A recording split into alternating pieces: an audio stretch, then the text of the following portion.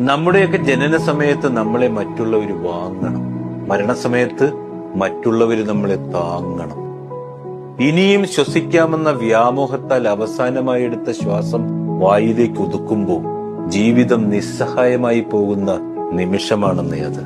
ഒരു നിമിഷത്തെ ഞെട്ടൽ, ഒരു മണിക്കൂറിലെ ആശങ്ക, ഒരു ദിവസത്തെ ദുഃഖം, ഒരു വർഷത്തെ ആചാരം, ഒടുവിൽ മറവിയിലേക്കുള്ള മടക്കം. അത്രയുള്ളന്നേ.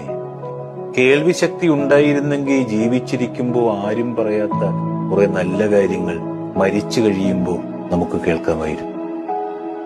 മരണങ്ങളൊക്കെ പലപ്പോഴും പ്രതികാരങ്ങളാണ്. ജനിച്ചപ്പോ നോക്കി ചിരിച്ചവരെ അവസാനം കരയിച്ചുകൊണ്ടുള്ള പ്രതികാരം. എത്ര പിടിച്ചു വെക്കാൻ ശ്രമിച്ചാലും നമുക്ക് നഷ്ടപ്പെടുന്ന ചിലതുണ്ട്. അതിലൊന്നാണ് നമ്മുടെയൊക്കെ ജീവിതം. എരിഞ്ഞൊടുങ്ങിയ ഇന്നലകൾ ഇനി വരില്ലെന്നേ. നാളെ നാം കാണുമോ